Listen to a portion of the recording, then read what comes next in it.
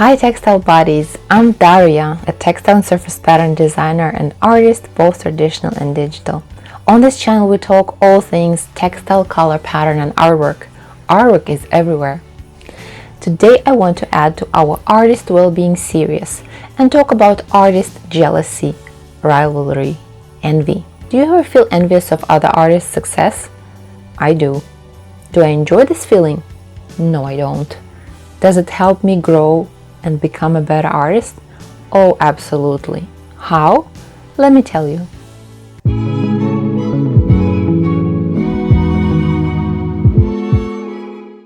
I think the most important first step while handling envy is to acknowledge your feeling.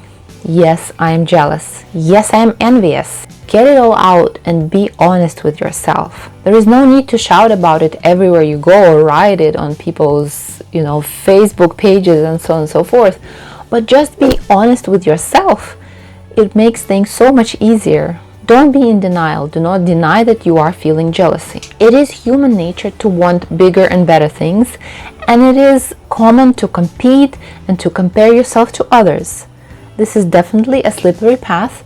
But let's be honest, if you don't compare yourself to other artists, how are you going to get better if you are not competitive at all? If you are completely chilled and don't care about success, what are you going to achieve? And whether we like it or not, we are competing with other artists and designers. But now that we have let out this primal emotion of envy, we should remember about our civilized sides and experience the benefits of rational thinking, logic, analysis, and all that good stuff. If you still are not subscribed to my channel, please do so now. Everything I do here is free and out of pure enthusiasm, and I hope I'm sharing some useful knowledge, so I would appreciate a follow. Let's take a look at Spoonflower design challenges, for example. It seems like the same roughly 10 people keep winning again and again. And of course, sometimes it can be annoying, right? Then they are promoted by the Spoonflower team, marketing materials, and apparently they make more money. I would like to make a disclaimer here that I wrote this scenario, the script, before all the artificial intelligence shenanigans. So I'm not going to talk about that here. Let's take a look at those proven winners, right? What do they all have in common? What do people that keep winning design challenges have in common? First, their designs are objectively good. The repeats are flawless, intricate, the pattern rhythm is there, the color palette is on point, the technique is trendy. Have you ever seen a design that was like, oh my god, this is horrible, and it's in the top 10? I have never seen anything like that. Sometimes it's like, meh, there are better designs, okay, but it's never horrible. It's always a technically good design, a strong design. It's a personal preference as well, everything can be so subjective. Those winning designs immediately catch attention, and not of one person, of many people who vote for them, right? Out of that endless scroll of designs, you spotted those. So the designers must be doing something right. Another thing they have in common is that they usually have a lot of designs. No matter good or bad, they have put the numbers in, they have put the work hours in, they have been on Spoonflower for a while. Next, they usually have a strong recognizable style. Not always, but I would say 8 cases out of 10 they do. Also, they participate in design challenges regularly, again putting down the hours. Most winning designers work strategically. If you pay attention, they build collections around their design submissions and order swatches early.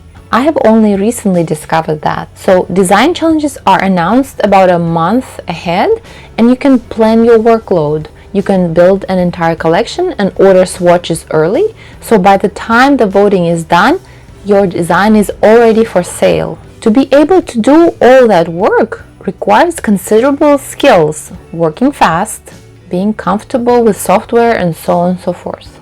Also, their designs and colors are in demand and or on trend, which also requires knowledge and experience. Now we can put all these points and turn them into questions and ask ourselves, have I been on Spoonflower for a while? Yes, I have. Do I order swatches early? No, I don't. Do I design consistently? Yes, I do. right? And so these points can be turned into improvement points. I am not saying all this to discourage you, not at all. I just want you to sort of use this checklist, and instead of being angry with successful designers, which is just a waste of time, look at your own designs and see what can be improved. Learn to look at your work objectively, as if it is not your work. What is working? What is not working, and how can it be fixed? If you saw a product in store with this design, would you buy it? Look at your repeat, color, layout, style. Are your designs trendy or not? Are they working for the particular platform you are trying to sell on? For example, do you see similar designs on the company's homepage? Who is your buyer? Who is your ideal customer? Is it the right customer for this platform? Are you even just making enough designs? Or do you only have 10 designs and you are hoping to be successful? I have bad news for you. Another favorite thing of mine to do when dealing with jealousy is to go on Instagram to the successful artists who I have particular feelings about and scroll all the way back to the first posts and look at some terrible art. And that's okay. This is okay to have terrible art. We have all been there. I also have some terrible art out there.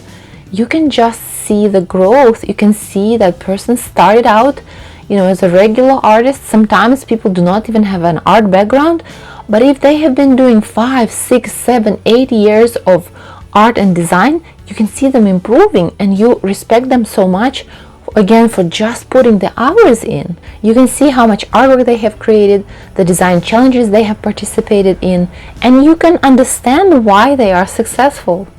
Now I'm going to get a little vulnerable and tell you the two kinds of situations where I'm particularly jealous of other artists.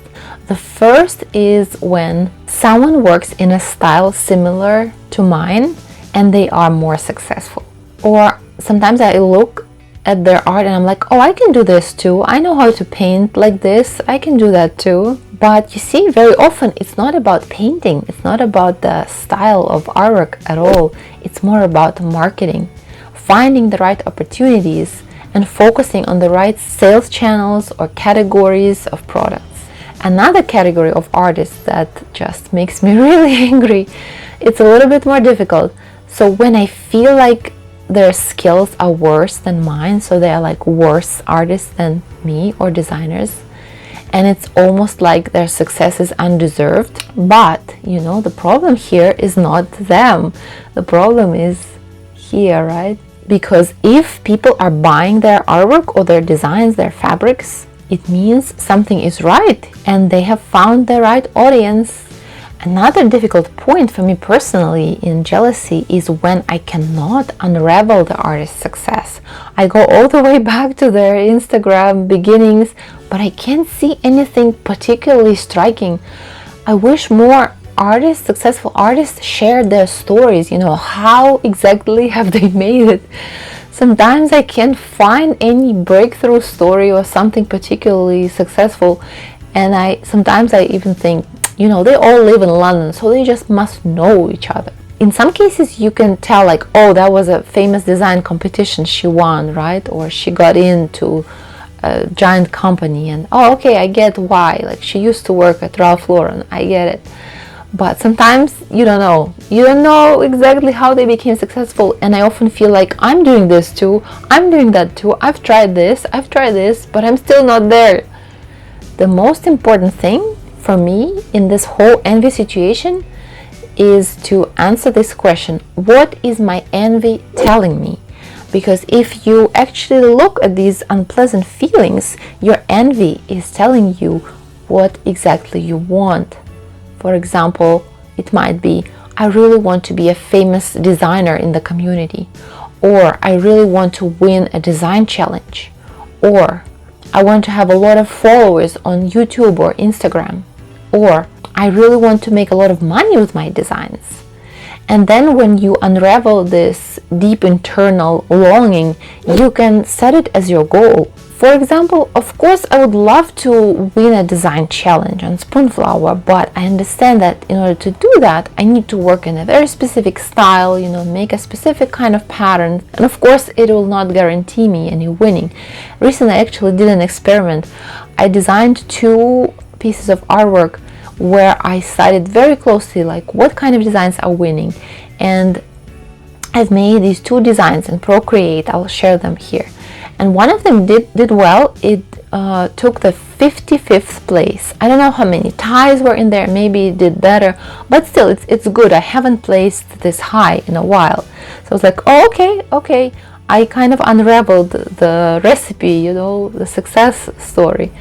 But the other design, which I personally like even more, did not do that well at all. So I'm like, okay, all right. But what I wanted to say is, I realized after some consideration that it is way more important for me to stay true to my artist self and to create artwork that I really like, which kind of doesn't go in line with winning a challenge.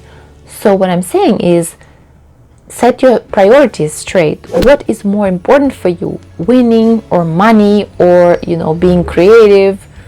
Just kind of figure it out. For me, it is very important to make some really unique designs that I'm very proud of, and very often they are not the best sellers, but I always say on my deathbed, I will be like, I'm so glad I did that design. I'm so glad that I didn't follow the trends all the time, and that I created artwork that is truly me. Just decide on your top priorities. That's it for today. If you have any questions or kind comments, feel free to leave them below. Subscribe to my channel if you haven't done so. Follow me on Instagram, pattern_talent, and comment below, how do you feel about artist jealousy? Do you admit that you are jealous sometimes? And how do you feel about that? That's all. I hope you have a great day, and remember, artwork is everywhere.